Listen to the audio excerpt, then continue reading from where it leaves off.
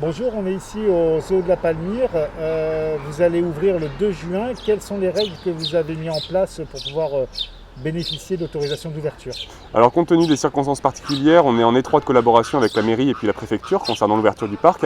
Alors il s'agit en premier lieu déjà d'organiser les flux de visiteurs et notamment je conseille à chacun en fait d'acheter ses billets en amont sur le site, des e-billets horodatés qui permettent de réserver un créneau horaire précis parce qu'en effet les places vont être contingentées par heure et donc ça permet de venir avec toute sa famille à un créneau bien précis et de passer de manière prioritaire. Alors pour l'instant les masques ne sont pas obligatoires mais sont fortement recommandés pour la visite et notamment dans les espaces intérieurs. On aura un sens de visite? Le zoo a un sens de visite unique. Le fléchage a été renforcé justement compte tenu des circonstances et en fait les personnes ne seront pas amenées à revenir sur leur pas. Alors les soigneurs animaliers lorsqu'ils sont en individuel sur leur secteur n'ont pas l'obligation du port du masque. Par contre dès lors qu'ils circulent dans les allées avec les visiteurs ou qu'ils exercent des travaux collectifs, là le port du masque ou de la visière est obligatoire. Comment s'est passé le confinement au zoo? Bon, en fait, le travail a continué comme à son habitude. En fait, Il ne s'agissait pas de réduire notre niveau de soins pour les animaux, mais bien de garantir le même niveau de bien-être pour eux.